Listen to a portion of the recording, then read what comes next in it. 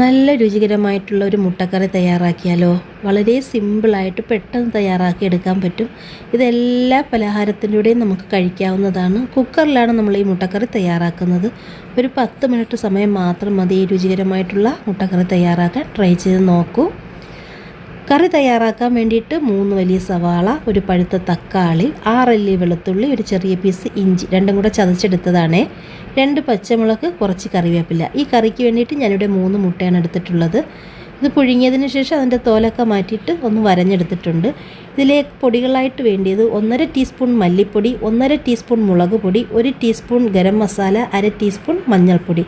എല്ലാം ടീസ്പൂണിലാണ് എടുത്തിട്ടുള്ളത്. മുളക് പൊടി നിങ്ങൾക്ക് എത്രത്തോളം എരിവ് വേണോ അതിനനുസരിച്ചിട്ട് എടുക്കാം. നമ്മൾ പച്ചമുളകും കൂടെ എടുത്തതുകൊണ്ട് അതിനനുസരിച്ചിട്ട് എടുത്താൽ മതിയേ.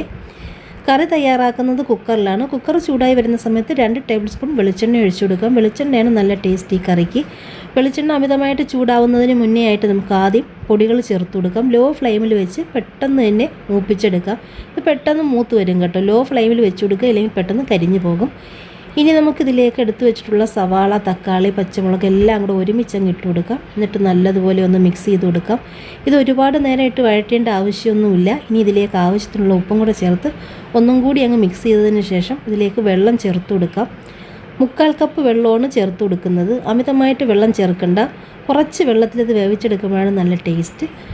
വെള്ളവും കൂടെ ചേർത്ത് ഒന്നും കൂടെ മിക്സ് ചെയ്തതിന് ശേഷം നമുക്കിത് മൂടി വെച്ച് ഒരു 3 വിസിൽ വരുന്നത് വരെ ഒന്ന് വെയിറ്റ് ചെയ്യാം. 3ഓ 4ഓ വിസിൽ അടുപ്പിച്ചെടുക്കാം. 3 വിസിലൊക്കെ വന്നതിന് ശേഷം ഞാൻ ഇവിടെ തുറന്നിട്ടുണ്ട്. നമ്മുടെ ഉള്ളിയൊക്കെ നല്ലതുപോലെ വെന്ത് വന്നു. ജസ്റ്റ് ഒന്ന് ഉടച്ചെടുക്കുക. ഇനി നമുക്കിതിലേക്ക് നല്ലൊരു ടേസ്റ്റിന് വേണ്ടിയിട്ട് 1 ടീസ്പൂൺ പഞ്ചസാരയും കൂടെ ചേർത്ത് കൊടുക്കുക. ഇതും കൂടെ ചേർക്കുമ്പോഴാണ് ഈ കറിക്ക് നല്ല ടേസ്റ്റ്. ഇത് കഴിവതും ഒഴിവാക്കണ്ട കേട്ടോ.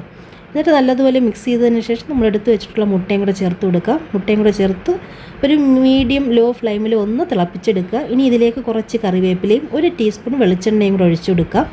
ഇനി നിങ്ങൾക്ക് എത്രത്തോളം ഗ്രേവി വേണോ അതിനനുസരിച്ചിട്ട് ചൂടുവെള്ളമോ അല്ലെങ്കിൽ തേങ്ങാപ്പാലോ ചേർത്ത് കൊടുക്കാവുന്നതാണ്. ഞാൻ ഇനി ഇതിൽ വെള്ളമൊന്നും ചേർക്കുന്നില്ല. ഞാൻ ഈ പരുവത്തിലാണ് ആക്കിയെടുക്കുന്നത്. തേങ്ങാപ്പാൽ ചേർത്ത് കൊടുത്താൽ നല്ല ടേസ്റ്റാണ്. പച്ചവെള്ളം ചേർക്കരുത്, ചൂടുവെള്ളം ചേർത്ത് കൊടുക്കുക. ട്രൈ ചെയ്ത് നോക്കുക.